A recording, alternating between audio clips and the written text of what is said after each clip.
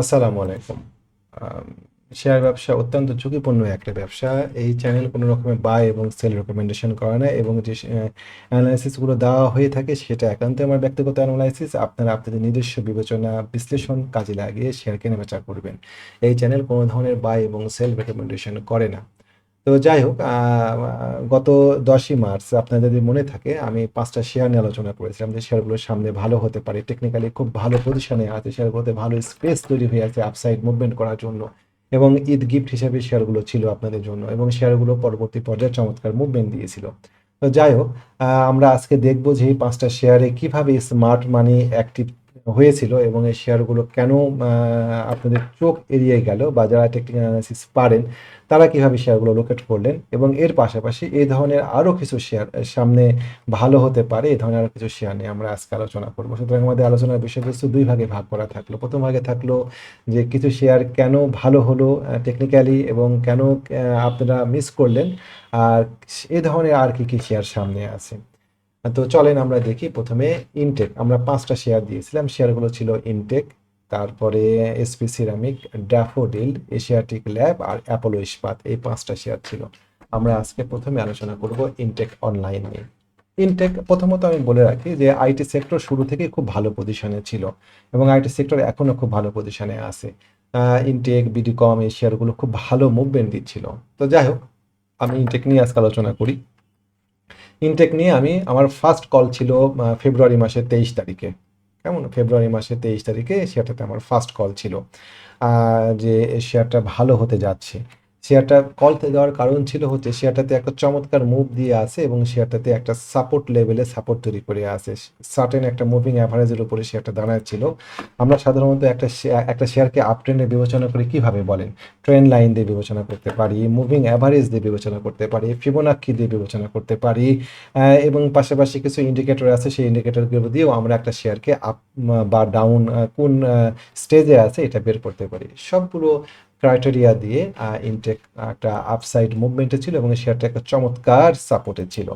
আর আমি সবসময় বলি ক্যান্ডেলগুলো আমাদের সাথে গল্প করে, ক্যান্ডেলগুলো আমাদের সাথে কথা বলে, ক্যান্ডেল আমাদেরকে বিভিন্ন তথ্য দেয়, আমাদেরকে বলে আমাদেরকে তাকাও, আমি একটা মুভ দিতে চাচ্ছি বা আমি কথা বলতে চাচ্ছি। দেখেন এই ক্যান্ডেলটা আমাদের এই ভলিউম 16ই ফেব্রুয়ারি তারিখের এই ক্যান্ডেলের সাথে এই ভলিউম এবং আশেপাশে ভলিউমগুলো দেখেন, বোঝাই যাচ্ছে এই স্মার্ট মানি ঢুকে গিয়েছে এই ক্যান্ডেলগুলোতে। পরের দিনকে একটা লাল ক্যান্ডেল, কিন্তু এই লাল ক্যান্ডেলটা কোনোভাবে এই সবুজ ক্যান্ডেলের নিচে নামতে পারেনি।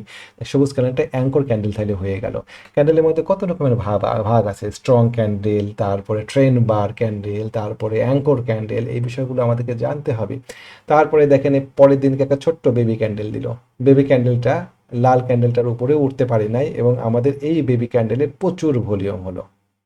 আমরা এই শেয়ারটাকে আইডেন্টিফাই করে ফেলে দিলাম অলরেডি, ইয়েস এই শেয়ারটাতে মুভমেন্ট আসে যাচ্ছে। পরের দিনকে আরেকটা লাল ক্যান্ডেল, কিন্তু আমাদের এই অ্যাঙ্কর ক্যান্ডেলের নিচে আর নামছে না প্রাইস। সুন্দর করে পরের দিনকে একটা বেবি ক্যান্ডেল, বেবি ক্যান্ডেলের এখানে ভলিউম, এই লাল ক্যান্ডেলেও ভলিউম নেয়, বেবি ক্যান্ডেলেও ভলিউম নেয়। পরের দিনের ক্যান্ডেলটাতে সমান সমান ভলিউম। আমরা ফার্স্ট কল দিই এই দিনকে। চলেন আমরা একটু দেখি কি অবস্থা হলো এই শেয়ারটাতে কলে। আমরা যদি এটাকে প্লে করে দিই তাহলে পরে দেখেন ফার্স্ট প্লেতে সুন্দর চমৎকার একটা মুভমেন্ট, চমৎকার। আমরা এই মুভমেন্টটা কিন্তু ধরেছিলাম। মনে আছে কি আপনাদের? আমি ইনটেক নিয়ে ফেব্রুয়ারি মাসে 23 তারিখে কল দিয়েছিলাম, নিশ্চয়ই মনে আছে। এবং চূড়ান্ত রকমভাবে সেটাতে একটা ভালো আপসাইড স্পেস তৈরি হয়ে গিয়েছিল। চলেন দেখে নেক্সট কি হলো এবং পরবর্তী কলটা 10ই মার্চে কিভাবে দিলাম। খুব স্বাভাবিকভাবে শেয়ারটা দেখেন ও বাস। এবার আমরা দেখি সুন্দর এই শেয়ারটা, এই ক্যান্ডেলটা দিয়ে টোটাল সিনারিওটাকে শেষ করে দেয় যে এর গেম শেষ। কিন্তু আসলেই কি তাই? আমরা যারা অ্যানালাইসিস জানি না বা অ্যানালাইসিস করতে পারি না তারা আমরা এই ক্যান্ডেলটা দেখে ঘাবড়ায় যাব যে আরে কি হলো এটা। কিন্তু এটা যে একটা রিটেস্ট ক্যান্ডেল হতে পারে এটাকে আমরা বিবেচনা করেছি বা করি। চলেন আমরা দেখি তারপরে ক্যান্ডেলটা দিয়ে কি হলো। পরে ছোট ছোট দুইটা ক্যান্ডেল দেখেন, পরে ছোট ছোট দুইটা ক্যান্ডেল আমাদের এখন টোটাল ক্যান্ডেলের জায়গাতে রেজিস্ট্যান্স হয়ে গেল। এই জায়গাতে আমাদের এই জায়গাতে এখন এটা রেজিস্ট্যান্স হয়ে গেল। এই ক্যান্ডেলের মাথা দেখেন পার করতে পারেনি। চমৎকার, এটা যে একটা রিটেস্ট হচ্ছে এটা কিভাবে বুঝতে পারছি আমরা? দেখেন চমৎকার ভাবে আমরা এখনো কিন্তু আমরা এখানে প্রফিট নিয়ে নিয়েছি একবার, ফার্স্ট টার্গেটে প্রফিট বুক।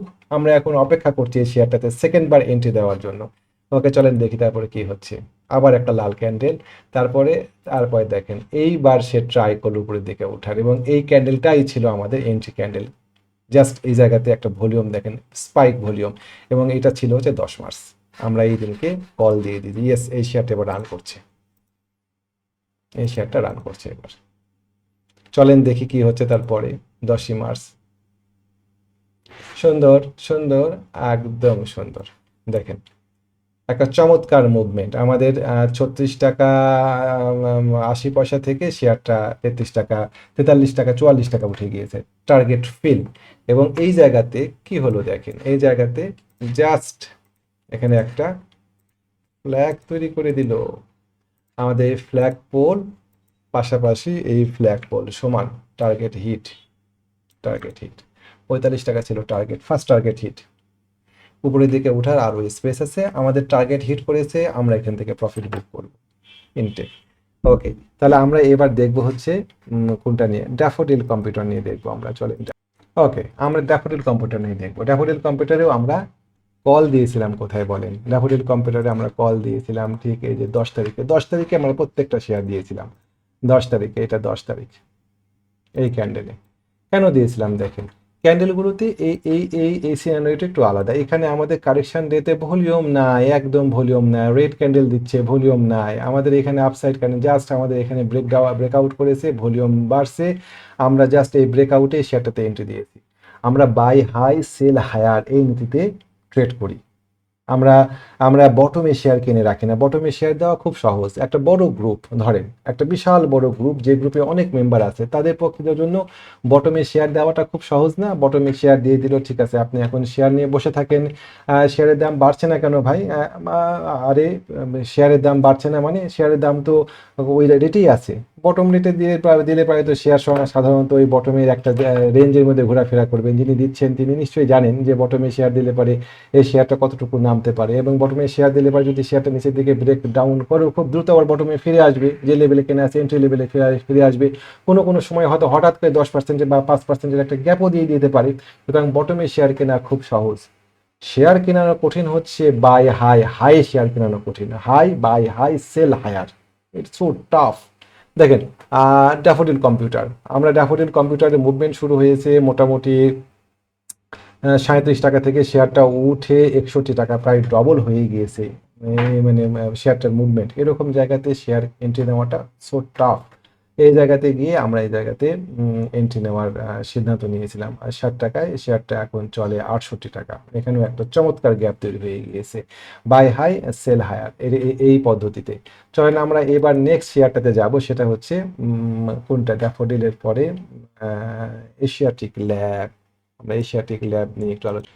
ওকে, তো এশিয়াটিক ল্যাব দেখেন, শেয়ারটাতে বেশ ভালো একটা মুভমেন্ট শুরু থেকেই ছিল। শেয়ারটা কিন্তু নিয়ে আমরা একাধিকবার এই শেয়ারটা আমরা কল দিয়েছি। শেয়ারটাতে আমাদের যারা যারা আমাদের ভিডিও দেখেন, আমরা এই শেয়ারটাতে ঠিক এরকম জায়গাতে একটা কল দিয়েছিলাম, শেয়ারটা মুভমেন্ট দিবে। দেখেন শেয়ারটা ভালো একটা আপসাইড স্পেস তৈরি করে আবার নিচের দিকে নামা শুরু করে দিল। নাম ছিল কি জন্য, যে তারা তাদের বিনিয়োগটাকে আবাসন খাতে নিয়ে গিয়েছিল। শেয়ারটাতে মার্চ মাসে একটা ছিল, ওদের একটা লক ইন পিরিয়ড শেষ হওয়ার কথা ছিল। এটা ডিএসসি একটু টাইট করে দেয়, যে লক ইন পিরিয়ডটা টাইমটা বাড়ায় দেয়, এবং এই বাড়ায় দেওয়ার ফলে শেয়ারটা শার্প ফল করে। ঠিক আছে, শার্প ফল করা শুরু করে দিয়েছে। শার্প ফল আমাদের এখানে সাপ্লাই ডিমান্ড এরিয়া, শেয়ারটা শার্প ফল করার পরে যখন এই জায়গাতে রিটেস্ট করতে আসে, রিটেস্ট করার পরে শেয়ারটা আরও পড়ে যাওয়ার কথা, নিচের দিকে নেমে যাওয়ার কথা। নিচের দিকে না নেমে শেয়ারটা যখন এই রেজিস্ট্যান্স লাইনের উপরে উঠে গেল, তখনই আমরা ধরে নিয়েছি যে শেয়ারটাতে স্মার্ট মানি রিএন্ট্রি করেছে, এবং এই শেয়ারটা আমরা যদি এই মুহূর্তে যদি অ্যাকশন নেওয়া যায়, তাহলে বাই হাই সেল হায়ার এই পদ্ধতিতে শেয়ারটাতে আরও উপরের দিকে যাওয়া যাবে। ওকে ফাইন, আমরা এই শেয়ারটাতে আবার এই 63 টাকা প্লাস পার করার সঙ্গে সঙ্গে এই ক্যান্ডেলটাতে এন্ট্রি দিয়ে, এই লাইন পার করার সঙ্গে সঙ্গে 9 মার্চ 9 মার্চ 10 মার্চে আমরা এখানে এন্ট্রি দেওয়ার জন্য কল দিই। দেখেন শেয়ারটা এখান থেকে 65 টাকা থেকে অলরেডি 71 টাকা, এই শেয়ারটা একটা আপসাইড মুভ অলরেডি হয়ে গিয়েছে, এবং এই শেয়ারটা চমৎকারভাবে আগাচ্ছে। আশা করা যায় এই শেয়ারটা যদি তার লাইফ হাই ক্রস করতে পারে 73 টাকা, তাহলে পরে আপসাইড স্পেসের আরও টেকনিক্যাল জায়গা আছে। ফিবোনাকি 1.618 এক্সটেনশন লেভেল পর্যন্ত শেয়ারটা যাওয়ার সুযোগ আছে। সেটা কত সেটা আমরা দেখি, চলেন আমরা ফিবোনাকি দিয়ে এটাকে মাপি। ফিবোনাকি দিয়ে মাপলে পরে শেয়ারটার টার্গেট 1.618-এ টাকা পর্যন্ত শেয়ারটা টার্গেট প্রজেক্ট করা যায় যে ঠিক আছে শেয়ারটা এত দূর পর্যন্ত যেতে পারে। সাধারণত সেভাবেই একটা শেয়ার আগায় 1.618 বা 1.44 বা 1.27 এই এক্সটেনশন লেভেল ধরেই সে একটা প্রাইস সামনের দিকে আগাতে থাকে। Okay fine. আমাদের এর পরবর্তী যে শেয়ারটা ছিল সেটা হচ্ছে অ্যাপোলো ইস্পাত। ভিডিওটা মনে হয় একটু লেন্দি হচ্ছে তাই না? ওকে, অ্যাপোলো ইস্পাত শেয়ারটাকে আমরা উইকলি চার্টে দেখব। দেখেন ও চমৎকার ভাবে একটা রেজিস্ট্যান্স পার করে গিয়েছে এই জায়গাতে।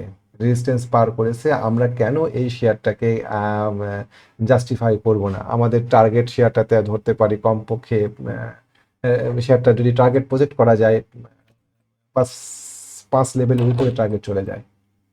তো এই বিষয়গুলো আমরা খেয়াল করব শেয়ারগুলোতে। আমরা ক্যান্ডেলগুলোর সাথে, সাপোর্ট রেজিস্ট্যান্সের সাথে, সার্টেন মুভিং অ্যাভারেজের সাথে আমরা মেলানোর চেষ্টা করব যে কি বলছে মুভিং অ্যাভারেজগুলো, ট্রেন্ড লাইন কি বলছে, ফিবোনাক্কি দিয়ে আমরা প্রজেক্ট করব, ক্যান্ডেলের ইন্ডিকেটরগুলোর দিকে তাকাবো, ইন্ডিকেটরগুলোকে আমরা ল্যাগিং থেকে লিডিংয়ে নিয়ে যাব, মুভিং অ্যাভারেজগুলোকে ল্যাগিং থেকে লিডিংয়ে নিয়ে যাব, এই বিষয়গুলো আমরা দেখব চার্টে। এবং আমরা খুব কনফিডেন্ট সহকারে আমরা শেয়ার কেনার চিন্তা ভাবনা করব। আমি কয়েকটা শেয়ার নিয়ে আলোচনা করি সামনে। আমি আগেই বলেছিলাম যে আমি 5টা শেয়ারের পাশাপাশি আরও 5টা শেয়ার নিয়ে আলোচনা করব বা আরও কয়েকটা শেয়ার নিয়ে আলোচনা করবো যে শেয়ারগুলো সামনে ভালো হতে পারে। ফার্স্ট চলেন সিপার। সিপার সিপারলে একটা শক্ত রেজিস্ট্যান্স আছে, সাপ্লাই এবং ডিমান্ড দেখেন এই জায়গাতে কত 42 টাকা। ওকে ফাইন, আমরা লোকেট করে নিলাম যে 41 টাকা 50 পয়সা, এটা একটা সিপারের শক্ত রেজিস্ট্যান্স। শেয়ারটাতে সুন্দর করে একটা একটা স্মার্ট মানি একটা ধোকা দিয়ে দিয়েছে, এখানে একটা পিন বার তৈরি করে দিয়ে 42 টাকা, এটা হচ্ছে আমাদের রেজিস্ট্যান্স এরিয়া। 41 টাকা 50 পয়সা রেজিস্ট্যান্সে টাচ করার পরে সঙ্গে সঙ্গে সে পড়ে গিয়েছে। পড়ে যাওয়ার পরে আমরা তো সবাই ভয় পেয়ে গিয়েছি যে আরে আল্লাহ পড়ে গেল। কিন্তু কাঙ্ক্ষিত ভলিউম নেয়, যে পরিমাণ ভলিউম নিয়ে শেয়ারগুলো আগাচ্ছিল। ট্রেন্ড বারগুলোতে দেখেন, স্ট্রং বারগুলোতে দেখেন ভলিউম কত, আর কারেকশনটিতে ভলিউম কত, এটুকুতে খালি একটু খেয়াল করেন। ট্রেন্ড বার এবং কারেকশন বার, ট্রেন্ড বার, কারেকশন বার, স্ট্রং বার, অ্যাঙ্কর বার, এই বিষয়গুলো জানতে হবে অ্যানালাইসিস করার ক্ষেত্রে। তাহলে পরে শেয়ার সিদ্ধান্ত নেওয়ার ক্ষেত্রে ঘাবড়াবেন না, মনে সাহস থাকবে যে আমি কি করছি।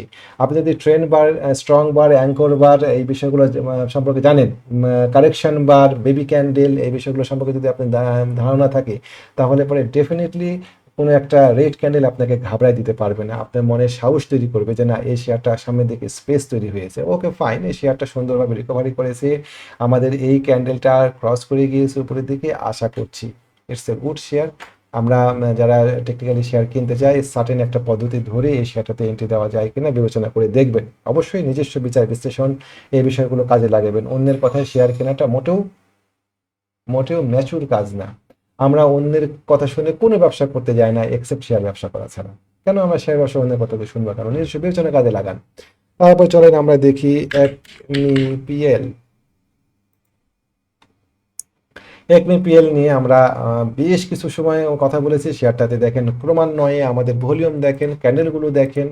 আমরা আমরা এই শেয়ারটাতে এন্ট্রি, সরি আমরা সেটাতে এন্ট্রি নিয়ে আসছে না, সরি সরি সরি আমরা এই শেয়ারটাতে এন্ট্রি নেওয়া ছিল এই 16 টাকা, এই ক্যান্ডেলটাতে 16 টাকা 20 পয়সা, একদম শুরুতে 16 টাকা 10 পয়সা আমরা প্রফিট নিতে পারতাম, নেইনি, নিচের দিকে নেমে আসছে। একটা জিনিসকে খেয়াল করছেন, টোটাল সিনারিওতে একটা সার্টেন মুভিং অ্যাভারেজকে আমরা খুব গুরুত্ব দিচ্ছি।